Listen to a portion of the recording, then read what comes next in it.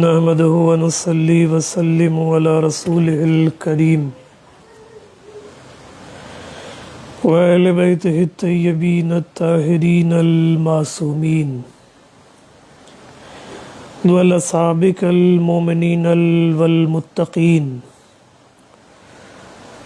خصوصا على سيدنا الغوث الأعظم أمين المكين وعلى والده سيدنا مرشدنا المكرم، ولعنة الله أعدائه أجمعين من يوم عداوتهم إلى يوم الدين. أما بعد، فقد قال الحكيم القرآن الكريم: ولا حول ولا قوة إلا بالله العلي العظيم. أعوذ بالله من الشيطان اللعين الرجيم. بسم الله الرحمن الرحيم. السلام علیکم ورحمۃ اللہ تعالی وبرکاتہ. تمام مومنین اسلام کو خیر مقدم کرتے ہوئے آغاز کر رہا ہوں اس پاک بابرکت باعظمت بارحمت مقدس معزز ذکر پاک کے لیے.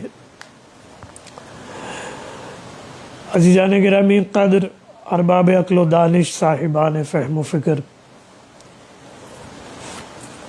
اہل بیت علیہ السلام کی فضیلت تب تک واضح نہیں ہو سکتی جب تک ہم لوگ مولا کائنات کی فضیلت کا اقرار نہیں کر دیتے رسول اللہ صلی اللہ علیہ وآلہ وسلم کے حکم کے مطابق، قرآن و حدیث کے مطابق. جب تک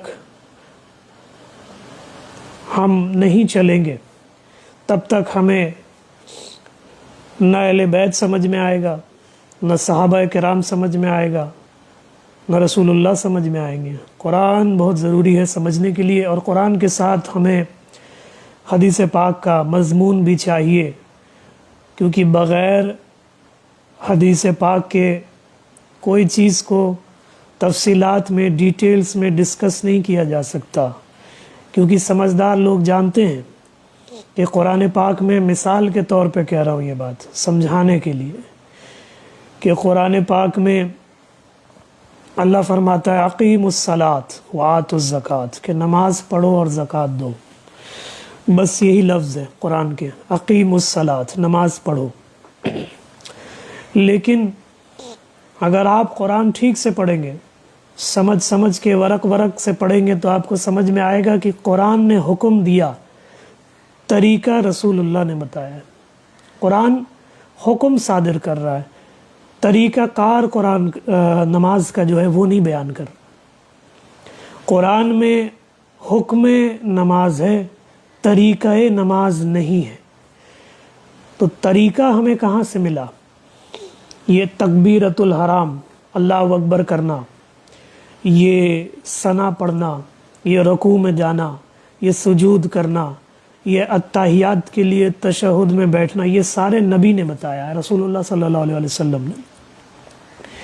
ٹھیک ویسے ہی جیسے آپ جانتے ہیں آج کا عنوان حضرت مولا علی کرم اللہ تعالی وجہ الکریم علیہ السلام کی ذات ہے، تو اسی پہ تھوڑی بات ہونی ہے انشاءاللہ عز و جل.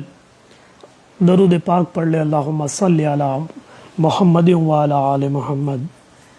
عزیزان گرامی، کچھ لوگ ایسے ہیں جو ہمیں کمنٹ کر کے بتا رہے تھے گزشتہ کچھ دنوں میں کہ جی حضرت، آپ لوگ مولا کائنات کی فضیلت جو بیان کر رہے ہیں، کیا یہ ہمارے کتب سے ثابت ہے یا نہیں ہے؟ اہل السنت والجماعت کے کتب میں اس کا تذکرہ ملتا ہے یا نہیں ملتا؟ تو اسی چیز کو دکھانے کے لیے مجھے یہ لائیو سیشن کرنا پڑا ہے اللہ کے فضل و کرم سے. اور آپ جانتے ہیں، آپ میں سے بہت لوگ جانتے ہیں کہ مولا علی کوئی ایسی ذات نہیں ہے جس کی ذات کی تعارف عمران احمد کر دے تو علی بڑا ہے. آپ کی تعریف اللہ نے قرآن میں اور رسول اللہ نے اپنے فرمان میں کیا. اپنے زمانے میں صحابہ کرام نے، تابعین اور تبع تابعین نے حضرت مولا علی کرم اللہ تعالی وجہ الکریم علیہ السلام کی فضیلت کا اقرار بھی کیا، اظہار بھی کیا. باوجود اس کے ہمارے اہل سنت کے کتب میں لاکھوں احادیث مولا امیر المومنین کی ذات میں موجود ہے.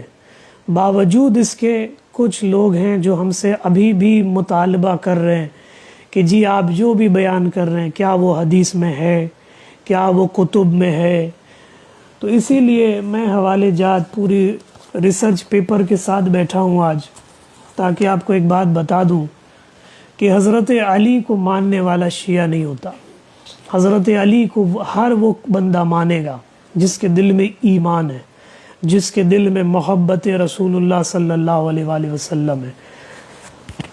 آپ نے اکثر و بیشتر شیعوں کو دیکھا ہے ذکر علی کرتے ہوئے، یہ بات بھی سچ ہے. لیکن یہ بات جتنی سچ ہے کہ شیعہ حضرات مولا علی کو مانتے ہیں، یہ بات بھی اتنی ہی سچ ہے کہ مولا علی کو صوفی اور اہل سنت بھی مانتے ہیں. جی، اور اس کے حوالے جات میں لے کر بیٹھا ہوں تاکہ آپ کو بیان کر کے سمجھا دوں. عزیزان گرامی، جنگ غزوہ خیبر، آپ میں سے کئی لوگ واقف ہیں اس سے، اور بڑا ہی مشہور و معروف جنگ ہے اسلام کا، کہ جس میں آپ صلی اللہ علیہ وآلہ وسلم نے بھی شرکت کی. حتیٰ آپ نے تلوار اٹھا کے کبھی جنگ نہیں کیا. جب یہودیوں کا ایک بہت بڑا قافلہ، یہودیوں کا جوز کا ایک بہت بڑا قافلہ کا ایک بہت بڑا لشکر تشکیل پایا اور وہ پہنچا رسول اللہ سے مد مقابل ہوا، اس وقت خیبر کے موقع پر یہودیوں کا ایک بہت بڑا قلعہ تھا، فورٹ جس کو آپ سمجھتے ہیں نا، فورٹ، اس کو قلعہ کہتے ہیں، قلعہ. اسے تاریخ اسلام نے قاموس کا قلعہ کہا ہے. وہ ایک ایسا قلعہ تھا جو صلی اللہ علیہ وسلم چاہتے تھے فتح ہو اللہ کے حکم سے، مگر وہ فتح نہیں ہو پا رہا تھا. 39 دن 39 ڈیز گزر جانے کے بعد بھی وہ فتح نہیں ہوا، اور یہودیوں کا گروہ اسلام پہ حملہ کرتا رہا، مسلمانوں پہ حملہ ور رہا. بالآخر رسول خدا صلی اللہ علیہ وآلہ وسلم نے، آپ صلی اللہ علیہ وآلہ وسلم نے ارشاد فرمایا اپنے صحابہ سے کہ اے میرے صحابہ، لا أوتین هذه غیا غدا رجل کرارا وغیر فرارا یفتح اللہ علی یدہ ویحبہ اللہ والرسولہ. آقا دو جہان مقبول اکرم صلی اللہ علیہ وآلہ وسلم نے ارشاد فرمایا، اے میرے صحابہ، کل میں علم یہاں ایک لفظ استعمال ہوا ہے، علم عربی میں ہے، اردو میں علم کا مطلب ہوتا ہے جھنڈا.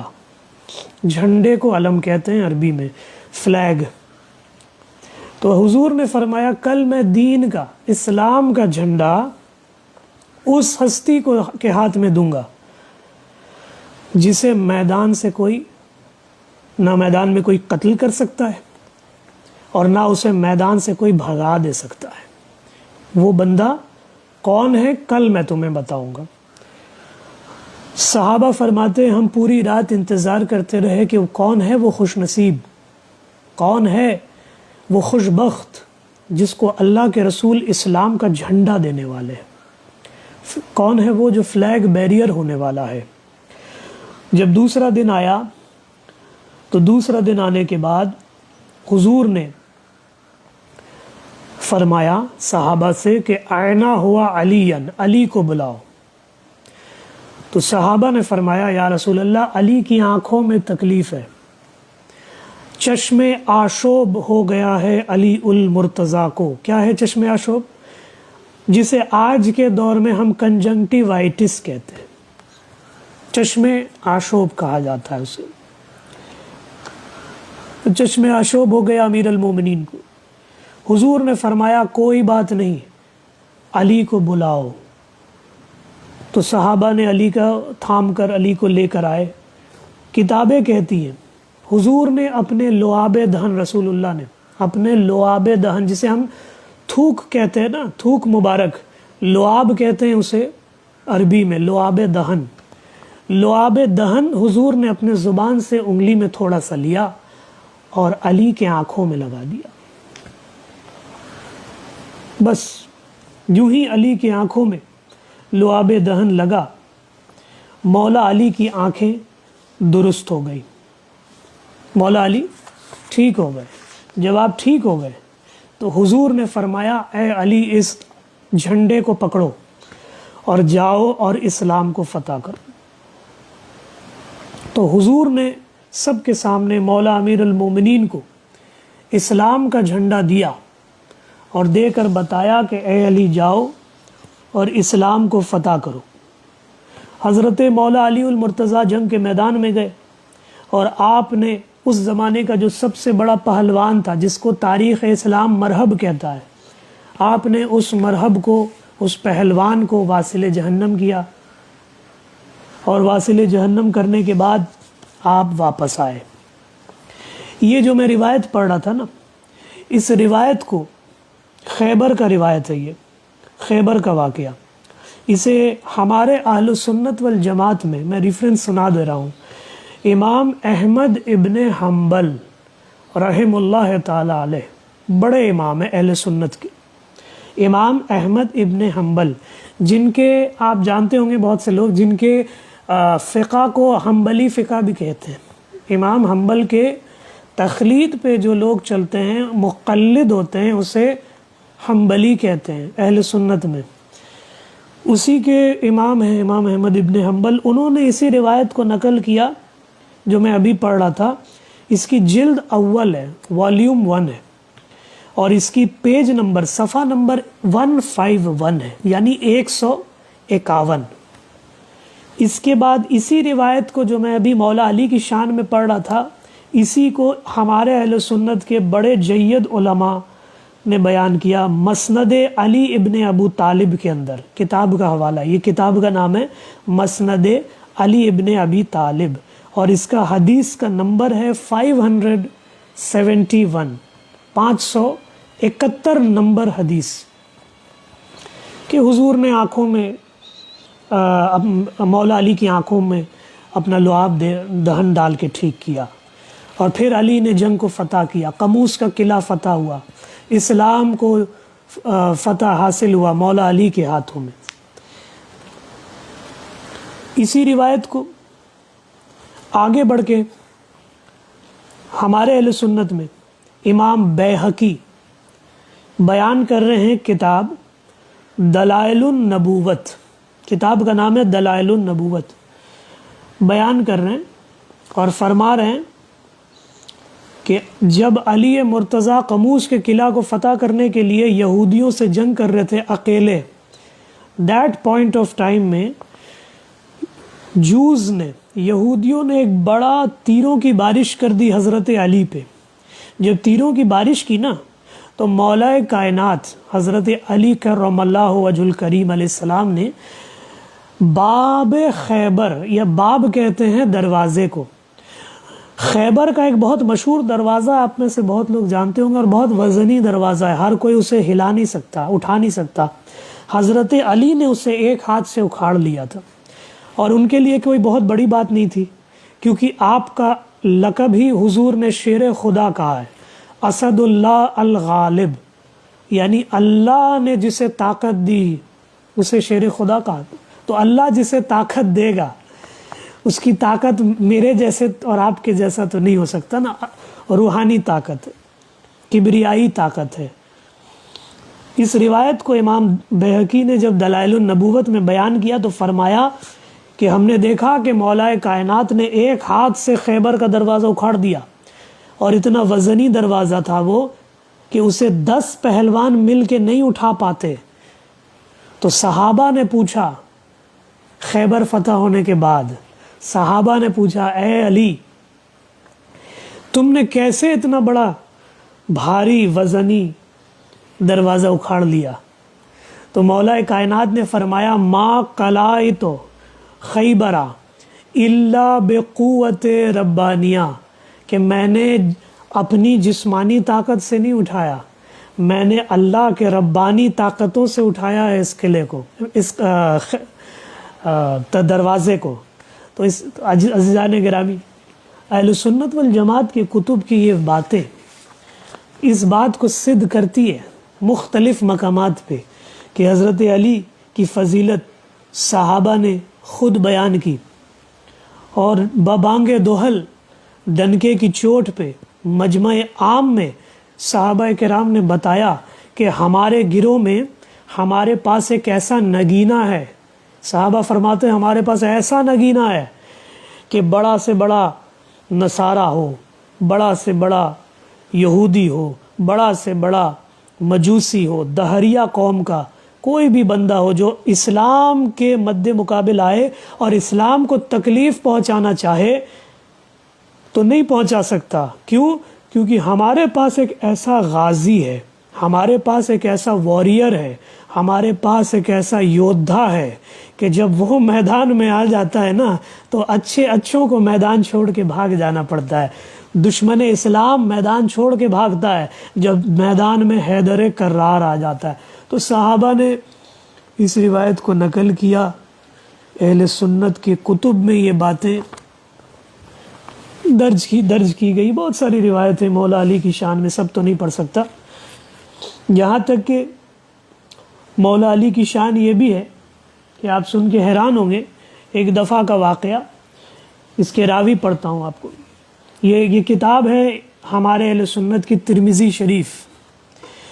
ترمذی یقیناً ترمذی کتاب ہے تو آپ سمجھ جائیں گے کہ امام ترمذی ہے اس کے مصنف، اور امام ترمذی نے جب اسے بیان کیا ہے نا تو اس کے راوی صحابی رسول عمران ابن حسن، عمران بول کے ایک صحابی تھے، راوی عمران ابن حسن صحابی تھے، انہوں نے بیان کیا اسے، حضرت عمران نے۔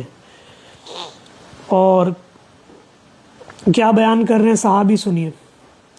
فرما رہے ہیں کہ ایک دن کا واقعہ ہے کہ ہم رسول اللہ صلی اللہ علیہ وآلہ وسلم کے ساتھ بیٹھے ہوئے تھے، صحابہ بیٹھے ہوئے تھے، اور سامنے سے ایک شخص آیا اور وہ آ کر مولا علی کے خلاف شکایت درج کی۔ کچھ واقعہ ہوا کہ اسے پسند نہیں آیا اور اس نے مولا علی کی شکایت کر دی، اور رسول اللہ صلی اللہ علیہ وآلہ وسلم کے سامنے اس نے شکایت کی۔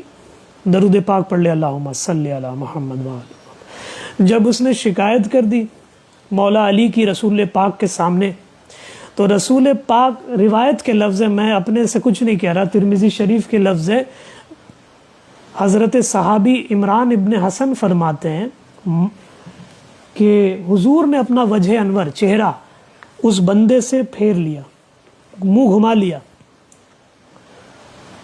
ما اراد عنہ بوجہ رسول اللہ، یہ لفظ ہے، ما اراد عنہ بوجہ رسول، حضور نے اپنے چہرہ انور اس بندے کے طرف سے پھیر لیا۔ اس کے بعد ثم قام الثانی، ایک اور بندہ آیا، اس نے بھی وہی شکایت کی مولا علی کو لے کر، کوئی بات ہو گیا تھا، حضور نے اس بندے کا بھی چہرہ دیکھنا پسند نہیں کیا، منہ گھما لیا۔ ثم قام الثالث، تیسرا، حتیٰ کہ تیسرا بندہ آیا، اس نے بھی مولا علی کے خلاف کوئی بات کی، حضور نے اس کا چہرہ بھی نہیں دیکھنا پسند کیا۔ آخرکار ثم قام الرابع، چوتھا بندہ آیا، یہ باہر کے کچھ لوگ تھے اور آ کے مولا علی کو شاید سمجھ نہیں پائے، مولا علی کا مرتبہ، الٹا سیدھا بات کرنے لگے، شکایت کرنے لگے۔ حضور نے اپنا وجہ انور، ما اراد عنہ بوجہ رسول اللہ، حضور نے اپنا چہرہ انور پھیر لیا، اور آخر کار فاقبل رسول، لفظ ہے حدیث کے ترمذی کے، فاقبل رسول اللہ والغضب بیعرف فی وجہ عن وجہ رسول اللہ صلی اللہ علیہ وآلہ وسلم ما تریدون من علی وان علی منی وانا منکا۔ آقا دو جہان مقبول صلی اللہ علیہ وآلہ وسلم کا ارشاد پاک ہے کہ آپ بہت ناراض ہو گئے، سرور دو عالم بہت غیظ و غضب روب و جلال میں آ گئے، آپ کھڑے ہو گئے، بلند ہو گئے. فاقبل رسول اللہ صلی اللہ علیہ وآلہ وسلم والغضب بیعرف فی وجہی، اور آپ کا چہرہ سرخ ہو گیا، غصہ ہو گئے، جلال میں آئے. اور جلال میں آتے ہی آپ نے ان لوگوں سے مخاطب ہوئے اور مخاطب ہو کر فرمانے لگے ما تریدون من علی، اے لوگو تم کیا چاہتے ہو علی سے.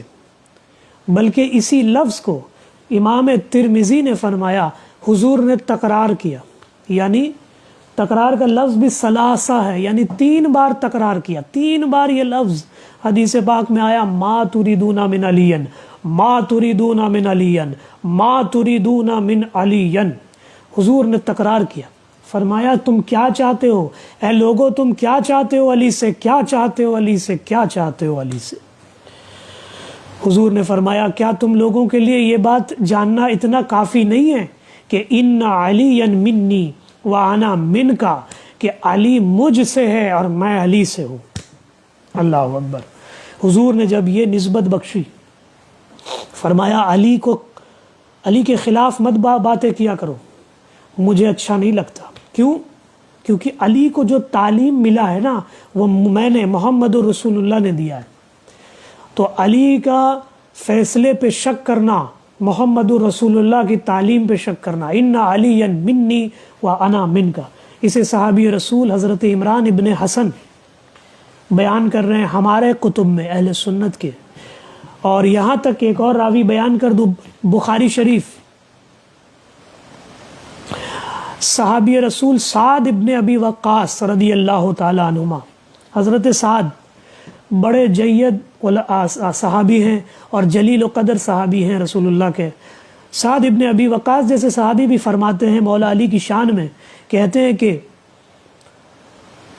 میں نے رسول اللہ کو بولتے ہوئے سنا ہے، فسمعت رسول اللہ، میں نے سنا صلی اللہ علیہ وسلم قال، حضور فرما رہے تھے ہمارے سامنے ایک دن کہ ہوا منی بے منزلت ہارون میں موسیٰ غیر انہ لا نبی آبادی.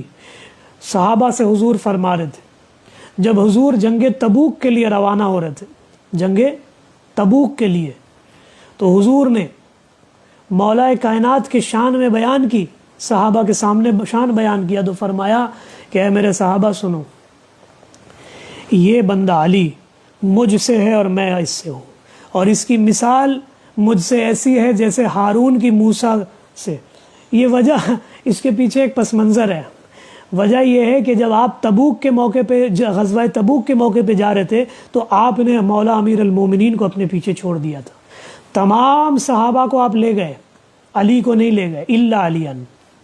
تو حضور مولا کائنات نے پوچھا کہ یا رسول اللہ میں نے کوئی خطا کیا ہے، مجھ سے کوئی خطا ہوئی ہے جو آپ سب کو لے جا رہے ہیں جنگ پہ مگر مجھے چھوڑے جا رہے ہیں؟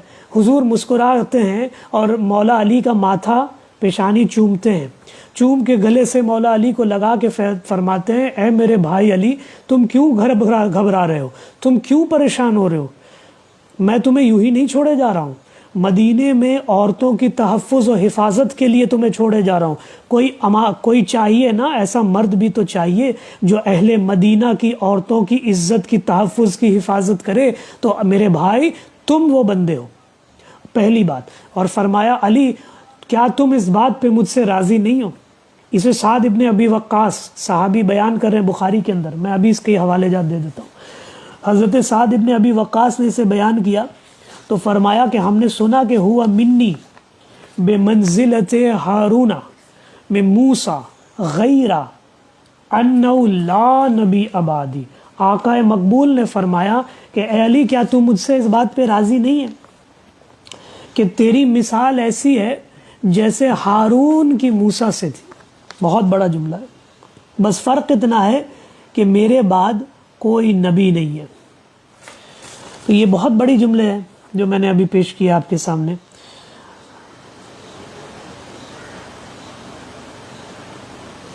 تو یہی کہنا تھا.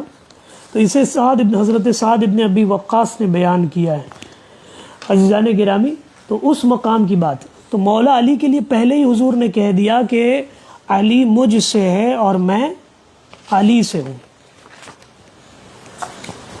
تو جب ان لوگوں نے، میں نے کہا نا، ان لوگوں نے شکایت کی مولا علی کی رسول پاک کے پاس آ کے، تو آقا نے فرمایا کہ فرمایا کہ ہوا منی فرمائن علی منی وانا من کا، کہ کیا تمہارے لیے یہ بات کافی نہیں ہے جاننا کہ علی مجھ سے، میں علی سے۔ ترمذی والی حدیث جو میں تھوڑی دیر پہلے پڑھ رہا تھا، صحابی رسول عمران ابن حسن کی۔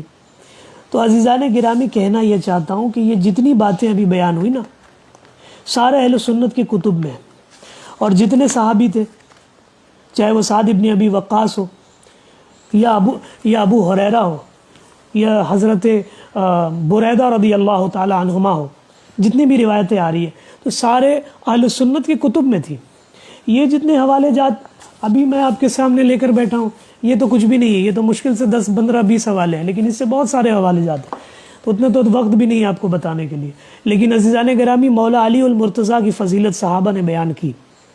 تو اب کوئی بندہ اگر ایسا ہے ہمارے اہل سنت میں جو یہ کہہ رہا ہے کہ جی آپ علی کی فضیلت پڑھتے ہیں، آپ کیا شیعہ ہیں، کیا آپ کچھ اور ہیں، رافضی ہیں؟ نہیں، علی کی فضیلت صحابہ نے بیان کیا، علی کی فضیلت بزرگان دین نے بیان کیا، علی کی فضیلت خواجہ خواجگان نے بیان کیا، علی کی فضیلت میرے پیر حضور غوث اعظم نے بیان کیا۔ کیوں نہ کرے؟ غوث اعظم بیٹا ہی علی ابن ابی طالب کا ہے، آپ مولا علی المرتضیٰ کے ہی تو اولاد ہیں، شجرہ طیبہ، شجرہ طاہرہ میں آپ کا نام ہے۔ تو مولا علی کی فضیلت اہل سنت والجماعت کی کتب میں بھری پڑی ہے، چاہے وہ ترمذی شریف ہو، چاہے وہ نسائی شریف ہو، چاہے وہ بخاری شریف ہو، کوئی بھی کتب کی کتاب اٹھائے۔ اور ایک بات آپ کو کہہ دوں، شاید آپ میں سے بہت لوگ نہیں جانتے، جو جانتے ہیں الحمدللہ، جو نہیں جانتے، کچھ روایتیں ایسی ہوتی ہیں جو بہت لوگ آپ کو کہہ دیں گے کہ جی یہ ضعیف روایت ہے، تو ضعیف روایت قبول نہیں ہے۔ نہیں، ایسا نہیں ہے۔ ضعیف اگر روایت مولا علی کی شان میں آ بھی جاتی ہے، وہ بھی فضیلت کے اور مناقب کے باب میں قبول ہو جاتی ہے۔ یہ امام ذہبی، امام ابن حجر مکی جیسے بڑے علماء کو جب آپ پڑھیں گے، خاص طور پہ امام حجر عسقلانی رحمۃ اللہ تعالیٰ علیہ جیسے لوگوں کو آپ پڑھیں گے، تو یہ لوگ جرح و تعدیل کے ماہرین ہیں۔ امام ذہبی جیسے لوگ، انہیں جب آپ پڑھیں گے تو ان لوگوں نے مقدمہ لگایا ہے، ان لوگوں نے حد لگائی ہے۔ کیا حد ہے؟ حد یہ ہے کہ اگر نبی ہو یا علی ہو، اگر کسی کی فضیلت کے باب میں، کسی کی عظمت کے باب میں، مناقب کے باب میں کوئی روایت آ جاتی ہے، حتیٰ وہ ثقہ راوی سے نہ بھی ہو، اور وہ روایت یا مجہول بھی ہو سکتی ہے، مجہول کے کیٹیگری میں جا رہی ہے، اگر کوئی کہہ رہا ہے ضعیف کے زمرے میں چلے گئی ہے، پھر بھی وہ قبول ہے۔ اس لیے قبول ہے کیونکہ اس میں حلال اور حرام کا مقدمہ نہیں لگتا ہے، شریعت اس کا مقدمہ نہیں لگاتی۔ تو اس لحاظ سے اگر آپ کو کوئی یہ بات کہتا بھی ہے تو گھبرانے کی بات نہیں ہے۔ اہل بیت کی فضیلت سب نے بیان کی، چاہے اہل سنت ہو، چاہے اہل تشیع ہو، جس نے بھی کی ہے، مگر بحمد تعالیٰ ہمارے کتب میں مولا علی کی تو اتنی شان بیان ہو گئی ہے کہ جس کے بعد اور کوئی چیز بولنے کی ضرورت نہیں۔ بہرحال، اور صحابہ فرماتے ہیں کہ کننا نعرف المومنین حبہم علی ونعرف المنافقین ببغضہم علی، کہ علی کی محبت اور علی سے بغض ہمیں فرق کروا دیتی ہے کہ ہمارے سامنے کوئی مومن بندہ ہے یا منافق بندہ ہے۔ یہ سب چیزیں جو ہے یہ صحابہ نے ڈسکس کیا اپنے زمانے میں۔ ہو سکتا ہے کچھ لوگ ایسے ہیں جو آج آپ کو یہ دکھانا چاہ رہے ہیں کہ صحابہ اہل بیت کے منکر ہیں، یا ایسی کوئی بات نہیں، مکمل یہ بات نہیں ہے۔ یہ سکے کا ایک پہلو ہے، سکے کا دوسرا پہلو اس سے بھی افضل ہے۔ یہاں تک کہ آپ جب امام محب تبری کو آپ پڑھیں گے، تبری پڑھیں گے آپ، تو امام محب الدین تبری جیسے لوگ اپنے کتاب میں یہ واقعہ درج کرے، ریاض النظرہ جیسی کتابیں، مناقب عشرہ جیسی کتابوں میں، تو امام تبری جیسے لوگ جو آپ اوپر جائیں گے نا پڑھنے، فخر رازی کے اوپر جائیں گے، تبری میں جائیں گے، اوپر کیٹیگری کی جب آپ علماء کو پڑھیں گے تو آپ سمجھیں گے کہ ان لوگوں نے بھی صحابہ کے ذریعے علی کی فضیلت بیان کی ہے، جس میں سے ایک مشہور معروف آپ واقعہ شاید جانتے ہوں گے، حضرت ابوبکر صدیق سے جو روایت آ جاتی ہے کہ علی کو دیکھنا عبادت ہے۔ تو یہ روایت اہل تشیع میں نہیں ہے. علی کو دیکھنا عبادت جو ہے نا، النظر الی وجہ علی یعنی عبادت، یہ روایت اہل تشیع میں نہیں ہے. وہ لوگ مانتے ہیں مولا علی کی اس روایت کو تسلیم کرتے ہیں، مگر ان کے کتب کی نہیں ہے، یہ ہمارے کتب کی ہے، اہل سنت کی کتب کی ہے. تو مولا علی اہل سنت کی کتب میں اتنے واضح طور پہ مولا علی کی فضیلت ثابت ہو چکی ہے بحمد تعالیٰ کہ اب اس میں جھگڑے کی کوئی گنجائش نہیں بچتی. اب جھگڑے آپ کے سامنے وہی لوگ کر رہے ہیں جو خارجی ہے یا نازبی ہے. ورنہ جس کی فضیلت کا اقرار صحابہ اور رسول اللہ نے کر دی اور رسول کے صحابہ نے کر دی ہے، اس کے بعد کوئی بات نہیں ہے. حضرت عائشہ جیسی ہستی، امہات المومنین، حضرت اماں عائشہ صدیقہ رضی اللہ تعالی عنہا جیسی بڑی ہستی، امہات المومنین، کھڑی ہیں رسول پاک کے ساتھ دروازے پہ، اور سامنے سے مولا امیر المومنین آ رہے ہیں. تو حضرت سلطان الانبیاء احمد مجتبیٰ محمد مصطفیٰ صلی اللہ علیہ وآلہ وسلم، فرمان ہے آپ کا، آپ فرماتے ہیں وہ دیکھو عائشہ سید العرب آ رہا ہے. تو حضرت عائشہ فرماتی ہے یا رسول اللہ آپ سید العرب نہیں ہیں؟ تو سرکار فرماتے ہیں عائشہ میں تو پوری بنی آدم کا سردار ہوں، مگر میرا علی، یہ جو بندہ آ رہا ہے نا، میرا علی پورے عرب کا سردار ہے. اور یہ لفظ انہوں نے تب کہا ہے، یہ 10 ہجری سے پہلے کا واقعہ ہے، ورنہ بعد میں تو 10 ہجری میں جب آپ نے حجت الوداع کے موقع پہ آپ نے مولا کا ہاتھ اٹھا کے کہا من کنت مولا فہذا علی مولا، پھر تو آپ صرف عرب کے سردار نہیں رہے، آپ تمام تر عالمین کے سردار ہو گئے بعد از رسول اللہ صلی اللہ علیہ وسلم. تو حضرت عائشہ نے کہا آپ سردار عرب نہیں ہیں؟ تو حضور نے فرمایا میں تو پورے بنی آدم کا سردار ہوں، مگر میرا علی پورے عرب کا سردار ہے. عزیزان گرامی، تو جس کی فضیلت کے مناقب اتنے زیادہ ہیں، جس کی فضیلت کے انبار ہیں اہل سنت والجماعت میں، کیا ہم مسلمانوں کو، خاص کر کے سنیوں کو، یہ بات زیبا دے رہا ہے کہ ہم دونوں ایک دوسرے کا کالر پکڑ رہے ہیں، گریبان پکڑ کے کہہ رہے ہیں کہ یار ہم نہیں اسے تسلیم کریں گے، تم علی کو مانتے ہو، تم کیا فلاح ہو گئے، تم فلاح ہو گئے؟ ارے ہم کچھ نہیں ہوئے، ہم میں سے لوگ کچھ نہیں ہوئے. جب صحابہ نے بتا دیا کہ دیکھ لو علی کی ریکوائرمنٹ ہے، علی کی ریکوائرمنٹ ہے اسلام میں، وداؤٹ علی ابن ابی طالب مومن اور منافق کا فرق کرنا نہیں ممکن ہے. تو جب صحابہ نے یہ آئین دے دی ہے ہم تمام لوگوں کو، تو پھر آج کیوں مسلمان ایک دوسرے سے لڑ رہے ہیں؟ کیا مسلمان حضرت ابو بکر سے زیادہ دین جان رہے ہیں آج کے زمانے کے مسلمان؟ کیا مسلمان حضرت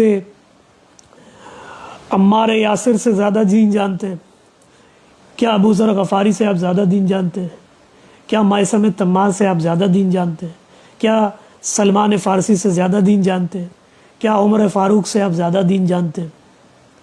کیا ابو ہریرہ سے آپ زیادہ دین جانتے ہیں؟ نہیں جانتے نا. جب اتنے بڑے بڑے صحابہ، جید صحابہ نے بتا دیا کہ بغیر علی کا ہمارا گزارا نہیں ہے، تو مسلمانوں تم پھر کس بات پہ جھگڑا کر رہے ہو؟ کس بات پہ آپ بحث و مباحثہ اور ڈیبیٹس کر رہے ہیں؟ افضلیت پہ ڈیبیٹ کر رہے ہیں آپ، افضلیت پہ. جس ہستی کی افضلیت اتنی ہو کہ صحابہ نے بیان اپنی زندگی بھر، عمر بھر علی کی فضیلت پڑھی، رسول نے زندگی بھر، رسول نے مولا علی کی شان بیان کی، آپ اس بندے کی فضیلت پہ بحث کریے گا باپ؟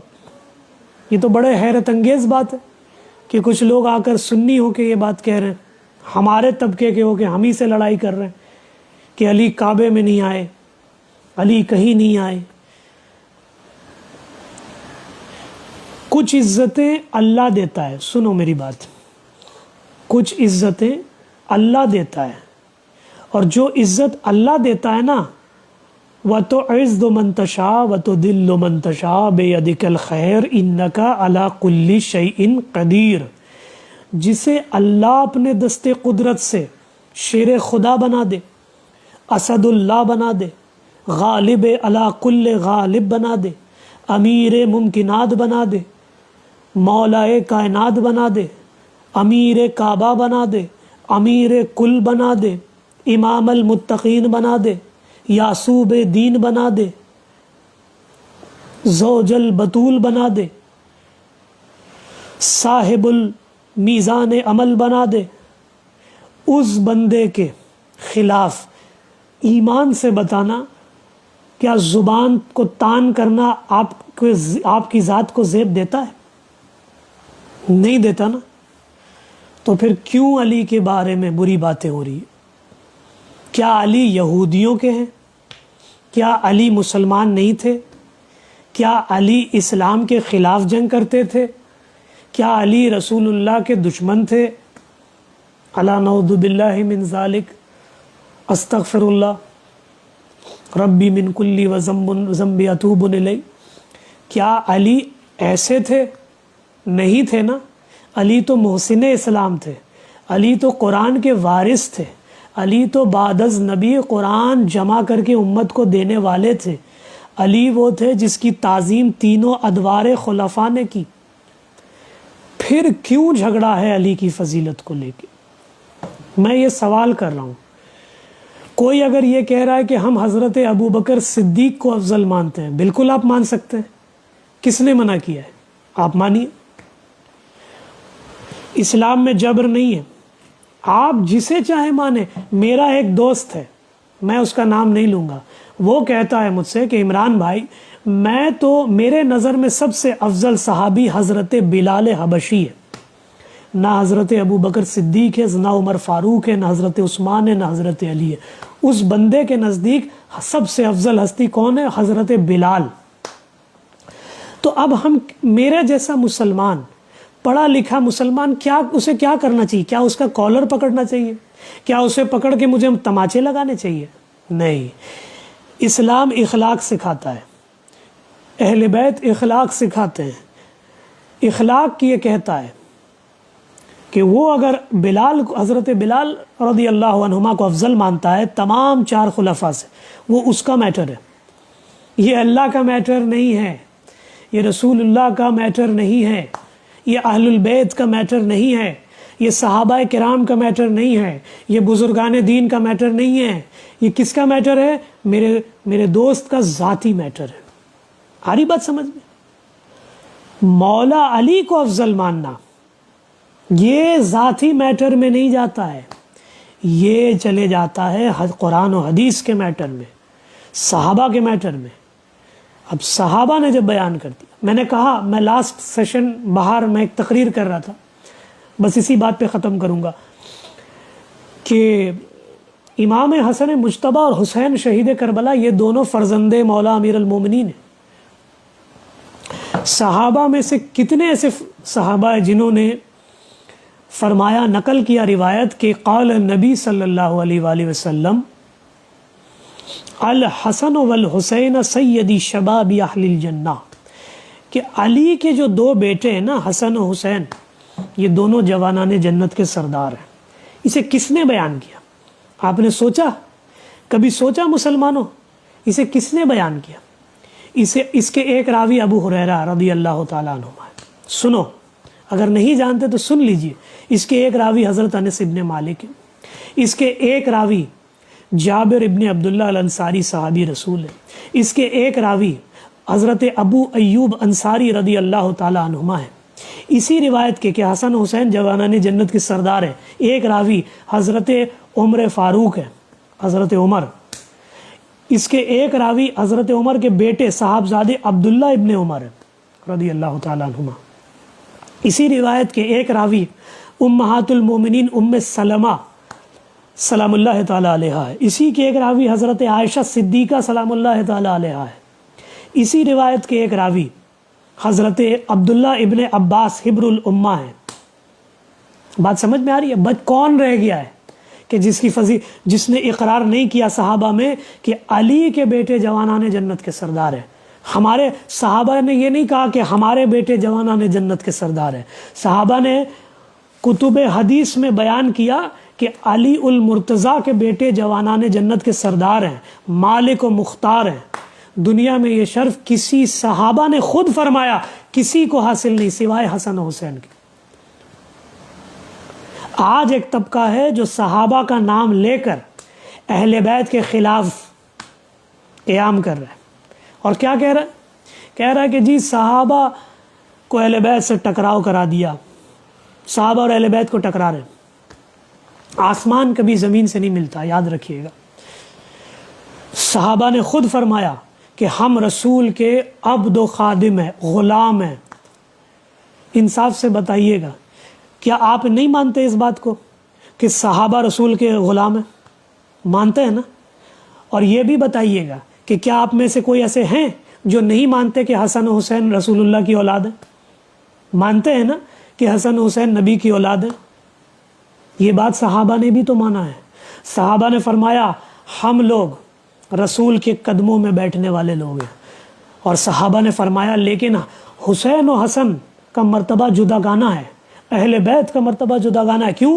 کیونکہ حسین و حسن رسول کے قدموں پہ نہیں، رسول کے سینے پہ سونے والوں کا نام ہے، کاندھے پہ پشت، کاندھے پہ سوار ہو کے مدینے کی پاک گلیوں میں گھورنے والوں کا نام ہے۔ تو صحابہ کا نام لے کر آپ اہل بیت کے مد مقابل باتیں نہ کیا کریں۔ میں نام کسی کا نہیں لے رہا، یہاں نام لینا مراد نہیں ہے۔ بیماری کا منکر ہوں، بیمار کا منکر نہیں ہوں۔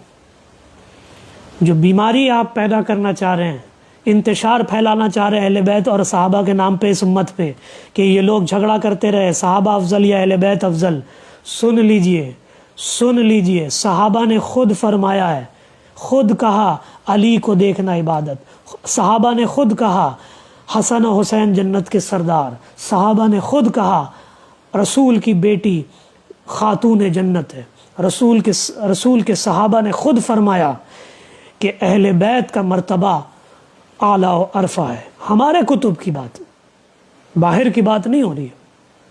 شیعہ حضرات کیا بیان کر رہے ہیں مجھے نہیں پتا، میں شیعوں کا نمائندہ نہیں ہوں، میں شیعوں کا عالم تو ہوں نہیں، میں تو سنیوں کا عالم ہوں، تو مجھے سنی کتب سے مطلب ہے۔ کوئی شیعہ حضرات اگر یہ کہتا ہے کہ جی ہمارا بھی یہی عقیدہ ہے، اچھی بات ہے، ماشاءاللہ، اس عقیدے کو باقی رکھے، قائم و دائم رکھے، مگر میں تو سنیوں سے بات کر رہا ہوں، شیعوں سے نہیں بات کر رہا۔ سنیوں جاگیے اور جانیے مرتبہ اہل بیت کا۔ وہ انسان سید ہے ہی نہیں جو اپنے باپ دادا کے خلاف بول کر دوسروں کے باپ دادا کو راضی کر رہا ہے۔ جتنا بھی بڑا خانقاہ ہو آپ کا، جتنے بھی بڑے آپ پیر زادے ہوں، سید زادے ہوں، مگر آپ کی اطاعت تب تک آپ واجب ہے جب تک آپ اہل بیت کی تعظیم کے دائرے میں ہیں۔ جس دن آپ نے اہل بیت کے خلاف قیام کر لیا تو پھر آپ اور میں کیا چیز ہیں؟ میرے جیسا سید کی کیا حیثیت ہے؟ ارے جب نوح علیہ السلام کے بیٹے یافس کو اللہ نے شجرہ نوح سے نکال کے باہر نکال دیا اور فرمایا نوح یہ تیرا کبھی تھا ہی نہیں، تو میرے جیسا سید اور آپ کے جیسا سید کو سوچنا چاہیے، ہمیں لمحہ فکریہ میں مبتلا ہونا چاہیے کہ ہم کیا کر رہے ہیں۔ یاد رکھیے اہل بیت کو گرا کے صحابہ کو بڑھائیے گا، صحابہ خوش نہیں ہو جائیں گے۔ صحابہ کو راضی کرنا ہے نا تو اہل بیت کا بھی گن گائیے، اور ویسے ہی گائیے جیسے صحابہ نے گایا ہے۔ آپ میں سے کچھ لوگ ہیں جو سوچ رہے ہیں ہم حضرت ابو بکر کی فضیلت پڑھ دیں گے اور مولا علی کو گرا دیں گے، حضرت ابو بکر صدیق راضی ہو جائیں گے۔ ایسا کچھ نہیں ہونے والا ہے، ایسا بالکل ہرگز نہیں ہونے والا ہے۔ قیامت کے دن آپ رسوا ہو جائیں گے جب حضرت ابو بکر صدیق کے سامنے آ کے آپ بولیے گا یہ بات، حضرت عمر فاروق کے سامنے آ کے بولیے گا اے عمر آپ افضل ہیں، علی کچھ بھی نہیں ہے۔ اس وقت عمر آپ کو بتائیں گے کیا تو بھول گیا کہ علی کے لیے میں نے خود کہا تھا بخن یبنا ابی طالبن۔ عمر نے خود کہا، کیا فرمایا کہ اعوذ باللہ من مودلۃ اللہ علی لا، کہ اے اللہ میں پناہ مانگتا ہوں اس وقت سے جب کوئی مشکل مرحلہ درپیش ہو اور علی کی ذات موجود نہ ہو اسے حل کرنے کے لیے۔ عزیزان گرامی، بہرحال میں اس بات دامن بیان کو سمیٹ رہا ہوں اور بس یہی کہوں گا کہ آپ لوگ ذکر اہل بیت سے سرشار رہے، وآخر دعوانا ان الحمدللہ رب العالمین برحمتک ارحم الراحمین بحق لا الہ الا اللہ محمد رسول اللہ علیہ ولی اللہ. یا شیخ